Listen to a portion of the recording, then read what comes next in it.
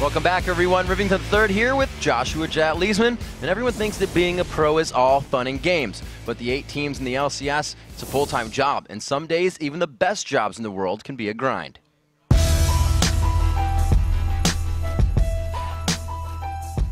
I thought it'd be a lot more fun and games, but League of Legends is a lot of work. A lot of people think that, pro gamers just kind of lounge around their house, do absolutely nothing, but it's not really like that at all. Being a professional gamer, you wake up, you play, you eat, you sleep. That's just what it is. This is the grind. Every day you go to work and you play, you practice. We have to eat, sleep, and breathe this game. It's real work. You have to practice, you have to have skill, you have to come up, you have to show up. Like even the last place teams, like they all sacrifice and put in just as much hard time in as everybody else. Our scrim schedule is 2 to 10 almost every day. We spend 3 hours practicing, then we watch an hour of replay, 3 hours of practicing, hour of replay, and then 3 more hours of practicing. Sometimes I do get burned out because, honestly, if you're doing the same thing over and over again every single day, you're going to get tired. After a while, the airplane rides do pay a toll on you. I didn't know that we were going to be moving to Vegas, and so I kind of expected to live in LA, just take a shuttle every day, go back home. Typically an hour drive, depending on traffic, just here and there every day. A lot of them have to travel every week to the event. It's not just like our traveling, where we're like, oh, 40 minutes, whatever. They have like 5-hour flights, and yeah, it's pretty brutal.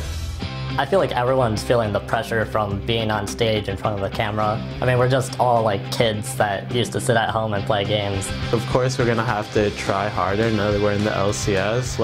There is no slack given to us. This is the time to play hard, and then once the season's over, they do the split, you have some time off, that's when you relax.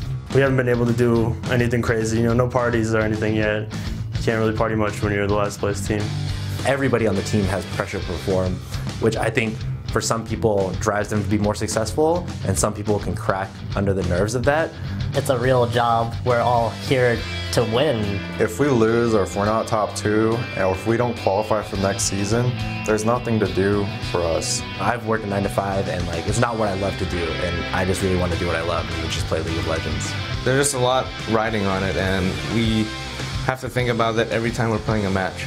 We're going to try harder than ever. We're going to pull out all the stops. We are going to stay in the LCS.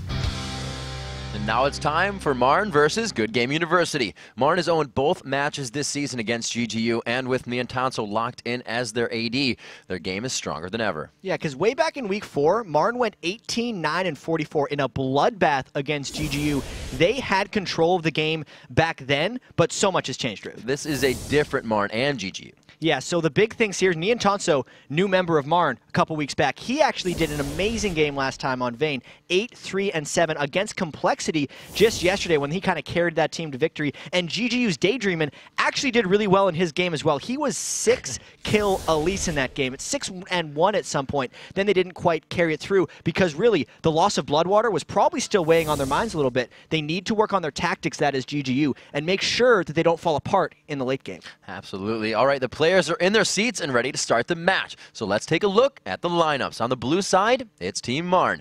Mega Zero in the top, Claky D in jungle, Echo in mid, Niantanso's on AD, and Heartbeat at support. Yeah, and on the red side, we have GGU with Zion Spartan in the top lane, Nintendudex in the jungle, Jinte in mid lane, Don't Mash Me on AD, and Daydreamin' on support. So when you have somebody like a support coming in fresh for this, obviously, Bloodwater isn't someone they probably could do it to, but is that a lane you could focus because there's a new support? Is that something you can tack onto? It's one of the things you want to consider, especially of predicting his ward spots and punishing him when he goes to wards, because that's one of the biggest things that a support AD combination need to worry about is when and where you leave your AD and how vulnerable you make him. So since these guys on GGU, Don't Mash Me, and Daydreamin' haven't been together so long, that they don't have that synergy worked out necessarily yet, and they might get punished by MRN's bottom lane. We'll have to see what happens in that bottom lane. We are in a champion select. Jace is out for Zion Spartan. Malphite out for Mega Zero as the top lane gets focused here. Yeah, so Elise, Malphite, Jace, like you say, these are looking pretty standard. It's too bad for Zion Spartan because he's a really good Jace, but there's not enough banned threats elsewhere on GG right now that they're going to be able to lock that out every single game. Right. I'm actually really surprised that teams are still banning Elise against GGU because that's usually the Nintendudex jungle pick. And he hasn't, like, he's played a lot, but he's never really been extremely successful on it. It's one of those things that are just like, well, we're taking it away from you because maybe we don't know what else to ban. And it could be kind of like that may hover into Daydreamin's champion pool as well. We've seen some support Elise come out. It very well could deal with Daydreamin, but the thing is, when we were scouting Daydreamin, you look at the champions he plays, like, he loves the hooks and the skill shots. So, like, he's a Thresh player. He's played Sona a lot in competitive as well. And I really wonder if it's going to be Heartbeat wanting to play Thresh, because I don't see them wanting to give Daydreamin a comfort champion in a situation where he's probably going to be uncomfortable. So you don't want to let that happen. So we do see that Kale is open, not somebody that Echo likes, but somebody that Jinte does. That Nasus is open. We saw him getting banned out last game. However, a lot of the junglers were focused the last 2 games, and less so this game. I was really happy to see, actually, the jungle bans begin, because it was a very common thing.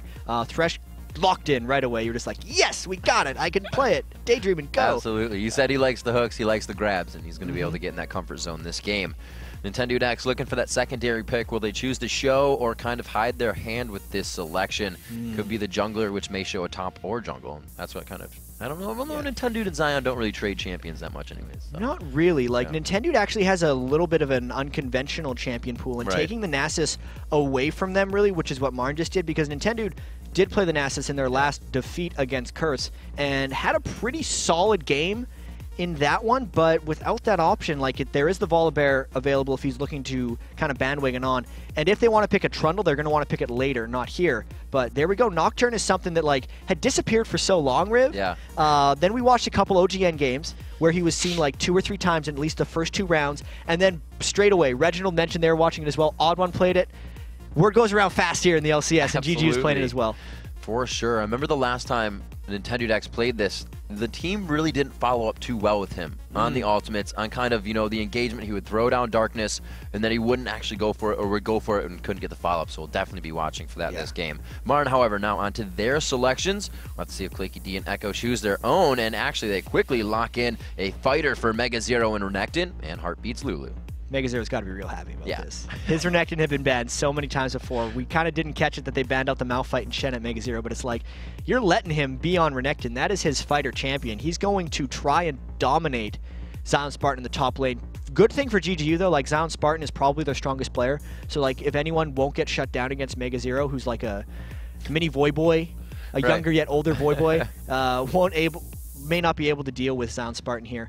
And GGU really's got some decisions to make here, because they normally go, when they've been successful, with the poke and disengage comps. Keep in mind, GGU's only won 1 game that wasn't against Vulcan all year, so they actually haven't had much success against these other teams. And since they've already picked Nocturne, that's not a poke comp right off the bat. This should be, when executed properly, a dive comp. So they're going to have to pick slightly different champions that can combo up with the dive buddies. I'm thinking that Vayne may stick here. It'll be very interesting to see a Sivir pick come in. What do you... Oh, I was going to say it has to be somebody that can get away from a Wither and a Slice and Dice, right? You have to have a quick burst, not gap closer, but gap escape. Man, those picks are a dangerous game. So close. It's like, he's waiting for that timer to click down. He's like, Sivir, quit? No. And it's I feel like Sivir actually would have been really good, but no one plays Sivir. Makes me sad. People say she doesn't have enough range, but I call him on that. Ooh, call BS. Called out. Red thread but they picked the highest range AD carry, so they do care about that, apparently. Absolutely. And they didn't want to let Marn combo Lulu Caitlyn together. But the thing is, Nian Tanso is good on many, many AD carries. Like, Vayne is available, even though it's a bad matchup for Caitlyn. Graves is something that would kind of work, because they could combo it with a Lux Ult if they put both of those in and kind of go for the extra one-shot. But that's also... I feel like Nian Tanso could play a higher potential champion as far as, like, late-game carrying goes, but we'll see how they end up going, because they're still swapping around, Riv. Seeing that there is always a lot of safety necessary in these champion picks, why do we not see the Ezreal coming in?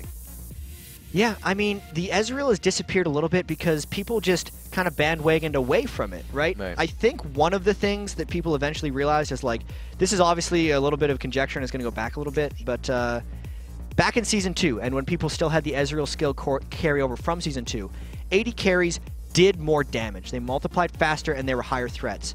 Also, I don't think we had as many divers in the meta just to begin with, so it was more important to be able to escape, not only because it was easier, but also because you were doing more damage when you did escape. So now if an AD carry goes down, it's almost not as important, and it's more important to get your spells off quickly and get all your damage out, which is something like an MF can do very well. So that could be one of the reasons, I'm not sure.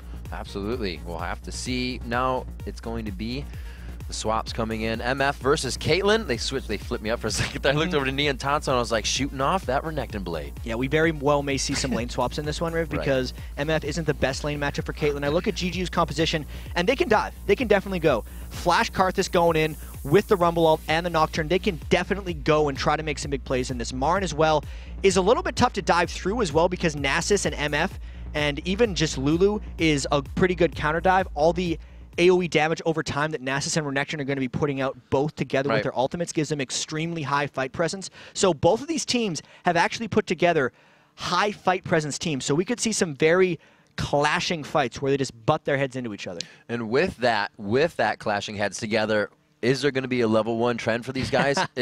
The red pots would be huge coming out for Marn on this one if they choose to go for them. Yeah, I mean, if we think about the level 1 in this game in particular, there's very little catch potential aside from like a thresh hook. And even then, it's only kind of that 1.5 second stun. So we have had these level 1s just out of control. We've had like 5 level 1 engagements in our last 6 games, I want to say. It's up there. It's up right? there. Or at least like meaningful blue engages and invades. Right. We may see that again in this game only because I feel like teams got a little lackadaisical at level 1. We had such a lull period where everyone was putting up wards and nothing was happening, so they're just like, yeah, maybe we should put down some less wards. Maybe we shouldn't worry about as much as, or we can take advantage. Kobe did his thing at the start of the game. Not going to fight on that one, but I have no idea what's happening at level 1. Like, I don't exactly know whether it's a confident decision on these guys to create so many level 1s or whether it's just happening. And we see Daydreamin' with a little technical difficulties. Tiz is helping him out there. We do see only 1 red elixir coming out from Mega Zero. That purchase he always has going into the game. He actually called that one in and had it put on hold. We see 2 wards coming in for Zion Spartan with the 9 potions. So he's looking to actually stay in lane knowing Mega Zero is going to put some pain on him. Yeah, so we have a slight issue with Daydreamin'. Apparently, he couldn't buy items, so either that'll be a quick remake or they'll be able to relog in and gain access to the shop once again. It's actually interesting at these level 1 junctures how important it is for these guys to buy items like really fast and get out. And I gotta say, supports are the most impressive of all because they usually buy like 6 items. So I can just imagine like loading into games, like practicing like where they want to click in the shop and going really fast about it, just so they can get out of base with the rest of the team and beat someone to a spot. Oh, remember, that actually holds true in a lot of games, actually. When you played old FPSs and you had to do the buy menu, you'd be like, bam, bam, bam, bam, bam, bam, I'm off, I'm out. And it gives you such a big advantage, like you said. And we see those purchases coming out. And it looks like he may have, not gotten everything that he wanted. You look at Heartbeats here. Heartbeat has a full 6 items filled up, and we have seen no potions coming in yet for Daydreamin'. So, yeah, a little bit of an effect there. Doesn't look like they're really doing too much crazy stuff on Marn's side, but everybody right now for GGU is heading towards that bottom lane. Yeah, and like the level 1s have been so crazy as we're talking about, GGU had that crazy fight against Curse, if memory serves me right, where they actually should have had the early advantage, but then their coordination fell back a little bit. You can see the headset going back on for Daydream, and we should be able to get this game underway as long as the tech fix worked. We'll see if this goes into the game, and we're unloading the pause. Let's see if he buys items. And come on, man, you can do it. Get some purchases down. If not, yes, there it is. He gets a few more under his belt. We do have the potion and the pink ward coming out. So looks like we are good to go. The teams are up on your screen. Jat, we are into GGU versus Marn, our 3rd matchup of the day. Like we said, don't forget to vote, na.lolesports.com. If you haven't already, just don't change your vote. We are watching. Yeah, so this is an aggressive move by GGU. Actually, in that very last game, there was a scouting MF in that very bush that GGU had all ran into, but for some reason, Neon Chanso was like, I have no reason to want to scout that bush. I could just wait in my triangle brush and be completely safe. And I actually think he saw someone entering the brush at the last few seconds and may have just ran away because he's getting way out of there. Oh, tossing over the death sentence like an Anivia Q, but no grab there. No go for the attack. It looks like they just throw down the early ward, which will probably fizzle out and really won't be much use of them actually coming over to the blue, or just that use, rather. Is that the Explorer ward they threw in there? Yes, it was. So that's the Explorer ward tri-brush. They don't need that. That's really just a ward against potential invades, and I think we may finally have Coming of the Storm here at level 1. Neither team, you know, waiting off in the wings. They're not X-Smithying outside of a brush. I think Or everyone's safe. nijacking into the face of the other team. Or nijacking, just walking. Yeah, 2 deaths today, just trying to deep ward pretty much. Just hanging out. So we see Claky D actually getting a good amount of help here from the rest of the team. Echo's going to grab the little guys up, and we see the same thing going over. So nice orthodox start for both teams. No swaps coming in for the lanes, and Mega Zero gets his 1v1 against Zion Spartan.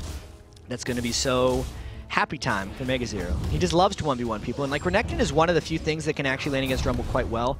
Rumble does such a good job of like keeping his distance, and he has like those 3 seconds of power with Flame Spitter, and then it's only a 6-second cooldown anyway, so he's going to have another 3-second window. Renekton's one of the few champions who can like get in, do his damage during that window, and then also get out. So as long as he doesn't fall too behind early with Zion Spartan trying to keep him as bait, this will be a very exciting lane for Mega Zero in particular. And you can see already Heartbeat is taking into consideration. Doesn't need a 2 yet. He's playing against a Nocturne, but he wards Dragon to start off, knowing that that's where the ganks are going to be coming from if it happens. Yeah, that's interesting early ward. Like, to me, this is the 2v1. Well, it's because it's a 2v1 lane in the bottom lane. They want to shove in Karthus really, really early, which means they lean to lane ward, and then it's a 2v1 mid for Daydreaming and Don't Mash Me as well, so they want to make things happen. But here's a gank top as well. That initial swap does come in. The Terror goes down, and he locks down the Duskbringer for the damage. Zion Spartan going a little too strong. The flash is down, and the first blood for Nintendo. Mega Zero's aggression backfired in that situation because he was all about the brawl. He looked at his skill order. He's got 1 point in Call of the Meek his Q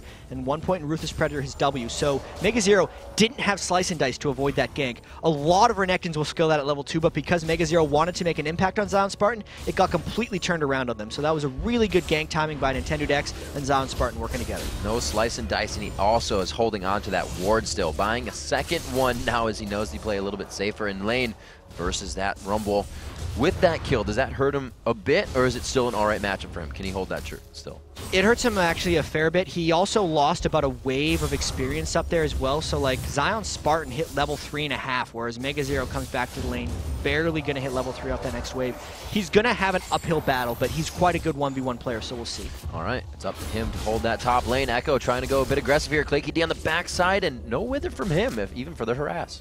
Yeah, that really just looks like Claky D's here for moral support. He does not want the turret to go down.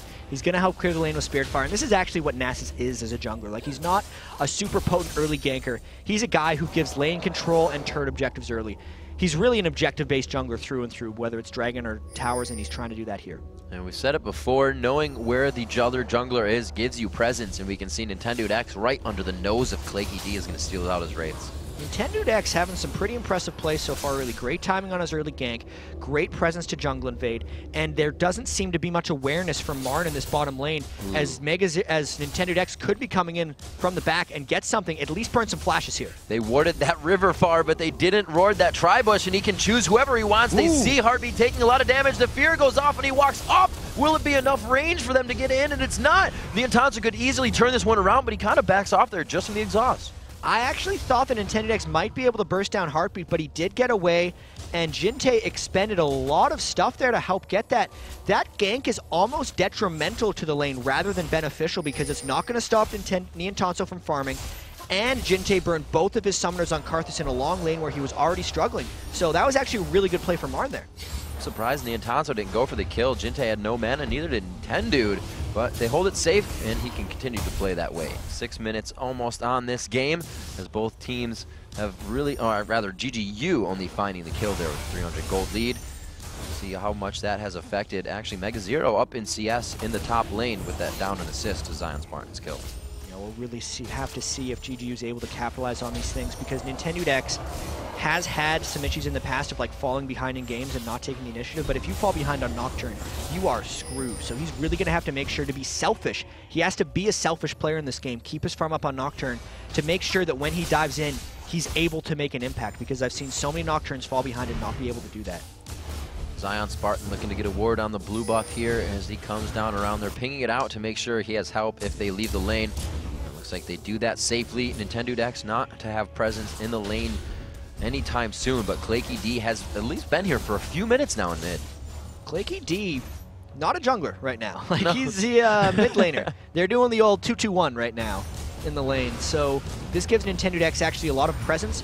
He should be able to freely go about the jungle. He should also know that there haven't been many wards placed because they've had an idea where everyone is in mid for quite a while, but as a benefit of this, Marn did take the top turret, but then even with the two-man mid, they can't hold the mid lane, so I don't necessarily think that Claky D mid had much of an impact.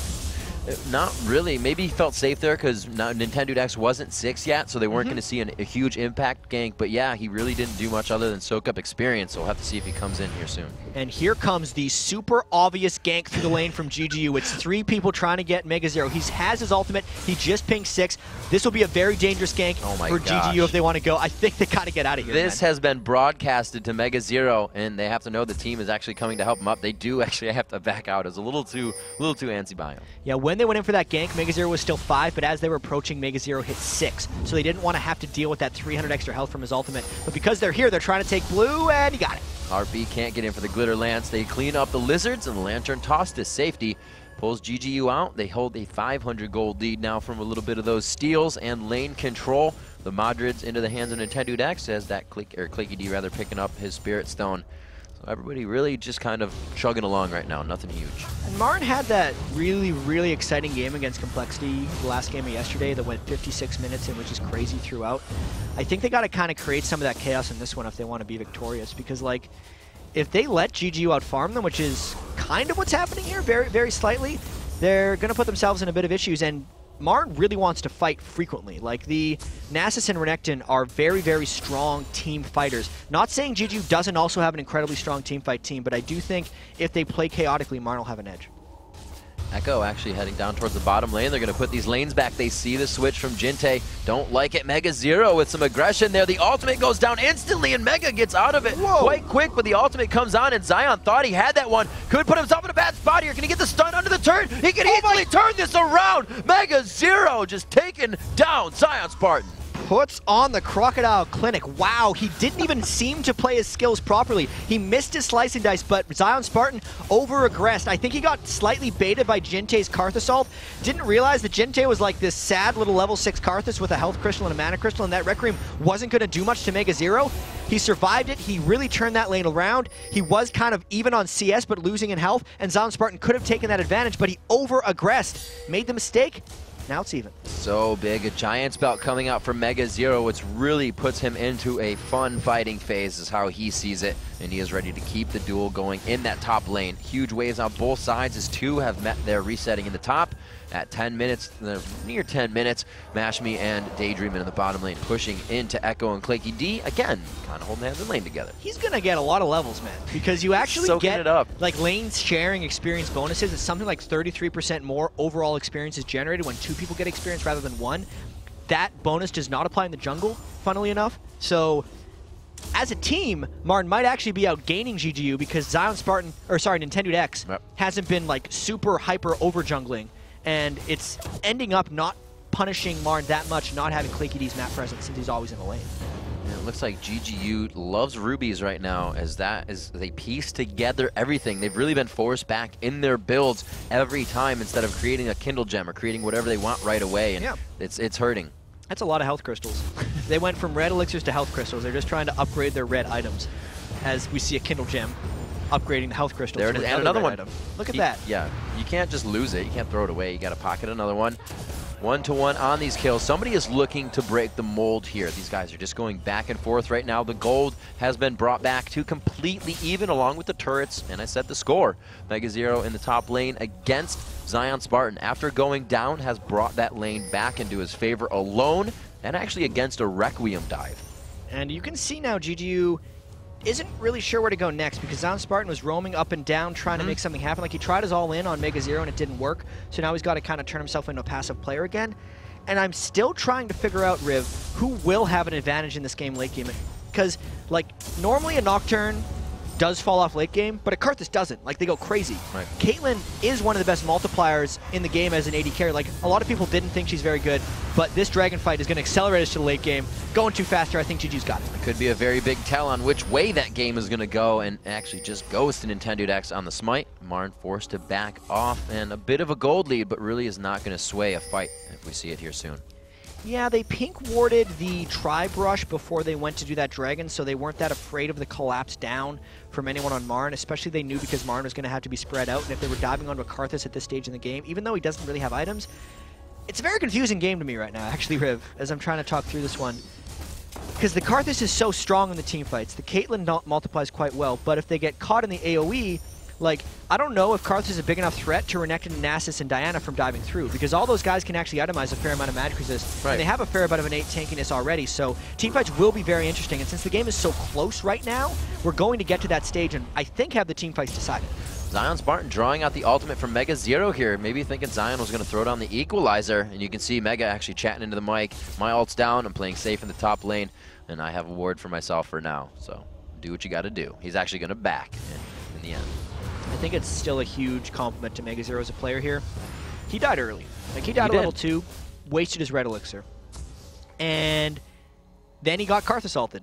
And he's winning the lane, right? He's up 20 more CS. He survived the turret dive. And yes, we said it was a good matchup for him beforehand, so he should be doing this already. But because he was behind in the lane, it shows a lot of character to be able to come back like that. And you know, Jack, you were saying that, you know, Mega Zero and Claky D can itemize to go against Karthus. They can also build that bulwark and itemize for the team. So it's going to be that much harder coming into the late game. Echo just getting pressure down here. The ultimate as well from Mashme. They're looking to grab this turret and some global pressure. Yeah, they really want to try to clean this stuff up since they've already had the dragon. This will give them like a 2 little objective advantage over Marn if you count the dragon as well. And Marn is still playing a little bit of catch up. I can kind of tell that Claky D's going hard for that Aegis of the Legion. He wants it really quickly. He's already got 2 components of it, and they know how important the bulwark is going to be, as you said earlier. So when they get there, I think Marn might start trying to force chaos, but until then, they're letting Claky D farm the lanes and get as much gold and experience as possible. Mashme trying to not force himself, but forced into the same thing that Niantanzo's doing here. Niantanzo has a strut, so he hasn't really focused on boots yet, but Mashme has just gone straight for an Infinity Edge, no boots. And this is a very interesting AD carry dynamic here because Dome Mashme does have the edge in the team fights because of that Infinity Edge, but Niantanzo has crazy CS right now. 13.5 minutes in, he's at 147. Like, he hasn't missed many. So he will be scaling up really well late, and the Bloodthirster is actually the best level 1 option, like item 1 option for Miss Fortune because she has an aggressive E to AD ratio on her ultimate. So that's actually a good choice for both AD carries. Mega Zero getting harassed out in that top lane, but he really is keeping Zion Spartan out of these fights and out of helping the rest of his team. So if they can continue to do that, he can stay up 20 CS. He'll be pretty good coming into these team fights. Pushing down, it looks like he's gonna get a bit of help from Claky D here up top, and I thought he was faking backing and they were gonna engage, but it looks like he is actually gonna back here. Yeah, Claky D just trying to save the turrets, withering the AD carry, trying to save turret damage. That's the Nasus way, letting Heartbeats survive or come to the lane and help him out. And it is just Marn trying to withstand the split pushing pressure. Like, they're being very careful in their lanes not to get Nocturne ulted, right? We're 14 minutes into the game and there's a level 9 Nintendo Dex who hasn't used his Paranoia yet. And Niantanzo might be in trouble here. Whoa, oh boy. Niantanzo getting a little too close there. Turns around for bullet time, but he gets played out of it. There's the barrier. One more shot to Jintake. I'll get it down. He does. It was going to be that burn hitting him, and it looks like he may go down here. He does. Daydreaming stays up. That was still almost a miraculous turnaround by Niantanzo.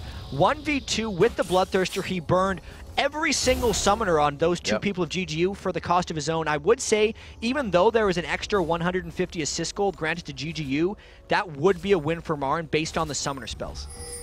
We'll have to see how they choose to play this one now. They took down Marn's AD carry. They're looking for Mashme. He's playing very safe in this one. Hovering towards the top side of the lane. You can see it gives him a lot of time to focus on this. The Wither comes out. This first slice misses it. Doesn't get the dice cleansed off as well. He was playing that super safe. So all the summoner spells, or at least a lot of them, 6 summoner spells for GG were down when you compare it to just Niantanzo who's out of summoner spells. And when you think of the 1 minute 30-second cooldown on Dragon and the fact that this gold is very close, if Marn fights over this next Dragon, right, if they have the timer on it and they go to contest it, which I think they should, they would have an edge on that fight on account of the spells. Echo being harassed out here, and like you said, they want to pressure that Dragon, so they're looking to hit down Echo here, get a good amount of damage on. He's in trouble. And he may get locked. Oh, he flashes over in the aggressive flash. They can't get the Terror because he already used it, and he actually gets out of it. And here's another trade for Marn that's actually going to be good for them if they have the Dragon. Sure, they burned a flash, but that Nocturne ult's down, and Dragon Vision is super important in the Dragon area. And look at Niantanzo's aggression. They are trading it back. Nintendo Dex on the bottom lane. If we get out Echo, we can do Dragon. Niantanzo says, no, we're taking out Jintake. You can't do Dragon now without the AoE. 45 seconds on that Dragon, and I talk it up a bunch. A lot of times it just doesn't happen in these games. Like, oh yeah, Dragon's up. Whatever. We don't care about it. I love talking about Dragon because I think the objective control is super, super important, and we look at the item completion right before this as well. It's an Aegis of Legion versus a Locket of the Iron Solari. Whoops. The items that both of these guys wanted to go to. I gotta stop myself from doing that, man. And this will be very, very interesting to see which item choice is better and which team is stronger at this point. So Nintendo X looking to buy red elixirs coming out of the jungle as well. We usually don't see the jungler kind of putting money into those going throughout the game. Sorry, what was that? The red elixirs. Right, the red elixir. Getting too distracted, Riv. I'm sorry. Thinking about the dragon fight. But that red elixir is a power spike that Nintendo X is trying to go through. He has been very selfish this game, as we talked about earlier. 110 minion kills on a jungler for him is usually what he has at 35 minutes. So he's very much in the mode of trying to get farmed and big on Nocturne as they go for the dragon. And Marn is just not in position yet. They should try to fight this if Mega Zero can get there. Oh, double warding it up. Double wards all the way. They try to get the Wither down. It has gone out. They get a great equalizer across the team. Neon Tanso is just standing in it, taking all the Skittles for himself as well. They push him off. Marn chasing, or Claky D rather, chasing down Nintendo Des as the Requiem makes its way down, takes out a few as well. Claky D getting down on that. And it looks like they will continue to chase out. Does Mega Zero continue? No, he just farms it out. Oh, the Locket of the Iron Solari that Nintendo X for some reason didn't use during the fight saves him from the Ignite. And that's unfortunate for Mega Zero because he was really late to that party, right? They gave up the Dragon and would have clearly had the edge in a fight since they almost won a 4v5. If Mega Zero would have been there from the start, I think they could have rolled over him. That was a great wait on Zion Spartan for Neon Tanso to throw off the bullet time and then say, sit in my equalizer. Here you go. Yeah, that was real nice. That's one of the nice things about having a Rumble against a Misfortune, or really any like super position-dependent spells like Daydreamin's really long-range Death Sentence, or even the Skittles, right? If Neon Tanso opens up in the wrong position, it is super detrimental against this team comp. Absolutely. We saw him take so much damage there, and it was kind of a back-and-forth fight. Even up at 4-4, it is 27,000 to 24,000, but the Rod of Ages finished here. Jinte showing strength as well. Looks like he could be going for a Void Staff quickly next, but most likely that Rabadon's for burst in damage. And see Doran's? He just picked up another Doran. Oh no, he picked up his boots. Okay. Pushed out the Dorans and a Zeal. So it looks like Mashme finally gets the Zerks. Actually picking up some potions too to keep out there. Yeah, and item-wise, right, like Don't Mash Me looks a little bit ahead of Neon Tanso, but the gold is actually the other way around. So that is just the fact that Neon Tanso has been sitting on gold for a while, right? He's got 700 gold currently. He's unreal CS, right? He had this in Marn's last victory over Complexity as well. He was like max item Vayne with something like 480 almost like 500 minion kills or something. It was just crazy. And he's on clip to do that again. This is one of the big reasons why Marn wanted to pick up Neon Tanso, because he's got such potential as an AD carry player. See what he can do. He was on Vayne last time. Takes quite a bit of positioning. He's got MF this time, and we've seen the bullet time not hurt them, but really be a trick they have to play around here. Ward for ward. Looks like the pink is going to clear out that Wraith. Marn controlling their side of the jungle here as GGU tries to light it up. GGU really careful right now because they have a lead, and they had this against Curse as well. Even though this lead's smaller than the one against Curse, they need to find ways to kind of make stuff happen.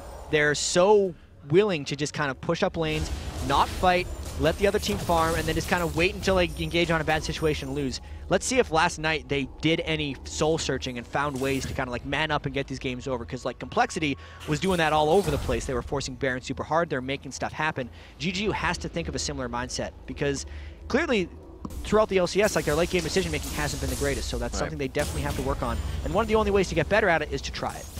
So we have Mega Zero quickly building out on the Warmogs. He's not really, they're not trying to go for some that more split push comp. Wow, so Mega Zero, you're right about that one. He normally, or Renekton like wants to go for Sunfire Cape, but because it's a double AP composition and they already have a Runic Bulwark on Claky D for the magic resistance, he's just going health, because that'll help him enough against Don't Mash Me for now, and more against Jinte and Zion Spartan in the team fights. We'll see Zion Spartan trying to put pressure on that top turret. He has quite the wave. Mega clears that out with one call. Looks like a fight's going to be in the mid as they keep each other entertained up top. There's the ultimate coming in from Lulu onto Nasus. That is one big dog. Can Claky D put out the damage? Heartbeat on the outside trying to throw glitter in, but it's not enough to save the dog. Here comes Ace in the hole. Good guy Heartbeat takes Dustbringer and that, and it's eventually going to take him down, unfortunately. So great fight so far from GGU. Again, Mega Zero late to the party, trying to come in. Oh, Claky, or Echo rather, what are you doing? Mega Zero is not coming in to help you there. The equalizer is still up. There were too many ultimates down. Mega Zero throws himself into the fire. Can he get the damage? Wow, almost slice and dicing down 4 members himself. Look at that, though, a 4-for-1 for GGU, and this is something that MRN forced. They made it easy on GGU. They walked into a Karthus. This is why so many people love playing Karthus and why Jinte is doing really well this game. He just had his Defile on. When MRN tried to initiate, he actually flashed through them, so they were just like, now we're definitely locked into this fight, and GGU just had the upper hand. Echo really going in there when he saw Claky or Mega Zero come in. Communication mishap there for Marn. They look to try and pull back here. Now the gold lead goes to 5,000 in favor of GGU. That's really starting to spread. That Rabadon's finished out quickly by Jinte as he had a blasting one just before, but now 3, 2, and 4 was able to get that out for himself. And really good amount of gold sitting in their hands. We just saw Nocturne pick up something big there. Those some real nice items for Jinte. That's like the, oh wow, his Heartbeat actually gets hooked in. He might die. Heartbeat could go down here. He's got a good amount of help from his team. You can see Claky trying to do a human shield. Echo goes straight in, just diving that 0 cooldown on the ultimate as he had the Q proc first. Whoopsie daisy right there. I mean, I thought that was a great hook, but that turned out to be a bait because it was a 2v4, and it made Zion Spartan go in. Marn counteracted it. They didn't realize that he was in that situation. You can't fault them super hard for that, but that was a good capitalization by Martin. And is that just a really big risk you can take into consideration? They just want to fight. They probably feel really confident. Let's try to bait them into something quickly before they get back. I don't think he would have intentionally gotten hit by that thresh hook. Like sometimes, at least against Blitzcrank, you would want to jump in front of a hook to get like pulled in and initiate a fight. Right. But thresh doesn't necessarily like pull yourself in that much. It's more just like, man, I got pulled by a thresh hook. That sucks. And it allowed Zion Spartan to bait a little bit. All right, just worked out well. Heartbeat controlling it as he almost got taken down. But the bait worked out, and it looks like it could spell a dragon here. 24 minutes in, 8-6. Marn looks to close that gold gap that they are down. We could see a fight right here if GGU wants it. They're closing in slowly. Zion Spartan would close, but Marn is actually running away fast enough to avoid everything. And that 5,000 gold advantage, which is now actually 2, is something Marn faced yesterday against Complexity as well. It was with an incredibly farmed Neon Tonso that let them pull back in, but he was on Vayne. Misfortune doesn't necessarily carry like Vayne does, so it's a much different animal for Marn to attack this time, as GGU was pushing mid and Marn's trying to run back from the base. See GGU getting that second tier turret out. Echo going quickly for an Abyssal Scepter first buy on Diana. It's one of those things. This is the patch where Nashor's Tooth got nerfed, and Nashor's Tooth had become a very popular Diana build. We're on the 3.5 patch, which is actually the same as which is on live right now. And this is what the old Dianas used to build. It was like a Nashor's Tooth or a Zani's Hourglass, and since they're against double AP comp, it actually makes a lot of sense. I do like that Diana build. You see that 2 of the Kindle Gems coming out for Nern. Looks like they may try to get some lockets in here, but it looks like they may want the fight before they get that. Go. Way too early in the ultimate from Mega Zero coming in. Bullet time on a Jinte. They drop Karthus. They can get out of that zone effect now. Zion Spartan says no. Here comes a Requiem. How much can it do? Marn looks to still be in this fight. The ultimate onto Mega Zero to still keep the crack alive. Can he do it? Is Zion Spartan and him going 1-to-1? Daydreaming finally takes out Claky D on the right side near blue buff, and these guys just went all out back and forth. And again, Jinte died in a choke, so it really cut off Marn from fighting where they wanted to. He got so much damage off since he had completed the Rabadons right pretty much before that fight, before his back was up. And even though Claky D had that Runic Bulwark for that fight, it just wasn't enough. GGU's winning these fights without huge aura items, right? It's the Randwins and the Locker of the Iron Solari that are just kicking in for Nintendo decks onto Neon Tonso, and the bullet times aren't landing just right for Marn. And Marn is still the ones forcing, right? Like Mega Zero before that fight popped his ultimate and then engaged instead of engaging and then popping his ultimate. So like they're really telegraphing these fights, and GGU is reacting beautifully. Absolutely, and you kind of said earlier GGU doesn't have a poke comp, but they are kite attacking so well in these fights. It started under the turret, and Marn was forced to just run at them the whole time. You're right, it's one of those things like a Renekton Nasus runs at you, right? So What are you going to do? You're going to let them run at you, Yeah. right? Sure. And if they run past you, then Nintendo X dives in through with a Requiem and a Rumble Ultimate, and that's how they close on Niantanso. So they're doing a Absolutely. good job handling all of Marn's threats. Obviously, the goal lead is having a lot to do with that.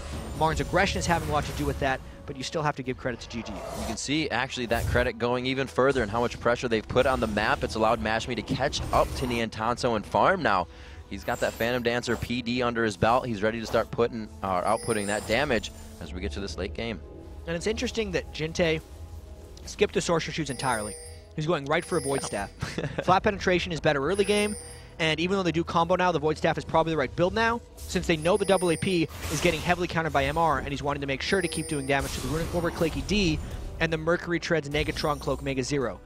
And the Abyssal Scepter Echo, right? There's so much magic resist already going through Marn. Right. The Jinche is immediately going for the big M-Pen item instead of the little one in Sorcerer's Shoes. Absolutely. You see the Haunting Guys for Zion Spartan as he goes towards Leandri, first building the Rylas so he can keep those fights engaged, or like we said, kited and disengaged. Onto Heartbeat here. Good damage. Heartbeat not getting that magic resistance just yet. Oh, the equalizer across the entire team almost. Niantanso on the outside. It is going to be Heartbeat going down. Claky D very low here. One more hit and he gets taken down onto Niantanso. Dustbringer hits. This terror will not stick. He just gets out of range. Mega Zero saves Niantanso there. Why stop for the bullet time? You're not going to win the fight. They get pushed out and this could be an inhibitor turret. Marn has just lost this fight so horribly badly. It's just GGU diving through and they're not stopping. Mega Zero's got to get out of here. Meko trying to come back. He may be able to get Mashme here, but he has to be careful because he will go down. Yikes. So all in all, a 3 for 0. GGU rolled through. They didn't get any inhibitor turrets. They only got a couple thousand gold. The big question is, did they over push before they can get this Baron? I think they're going to be able to get it, but Marn's going to want to stop him. GGU starting on this Baron right now. Marn just rezzing now. Clickety might be able to like ghost or something to get here, but with all 5 members up, I think this is free for GGU. Karthus kills Baron so fast, and Marn's just got to try to reactively take a turret or something.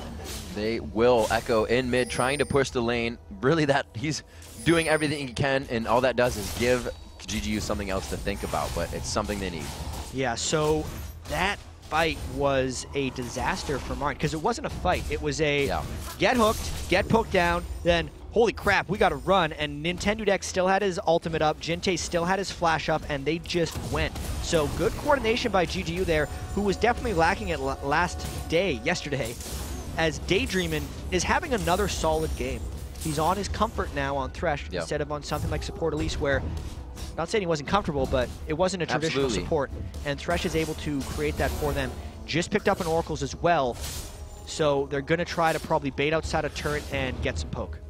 The Void Staff now picked up for Jinte. Those Requiem's going to be that much more impactful, or of an impact, since impactful is not a word. And I think it's a word. With the Baron buff, oh, Freak hit me on it. It is not. Reunition. Yeah. I mean, Freak says needly, so don't let him talk to you about pronunciations, man. Absolutely. I'll take that, and not with a grain of salt.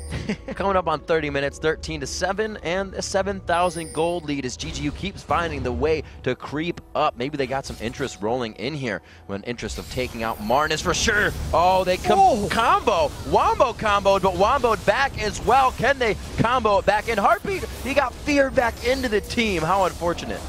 That was just another catch. They're picking on Heartbeat right now. They realized that before the last fight, that was a big play for them to pick him off, so they just pick him off again. They were so confident in that one because they knew Niantanso was top lane. Now Niantanso's back, but they're still pushing Baron 4v5. Well, they have Mashme. Those turrets are quite easy to take down when you have a beefy front line. The first shot on Claky D was about 25% of his health. The bullet time absolutely shredding down GGU. The Requiem could be coming down. Did he already use it before he died, actually?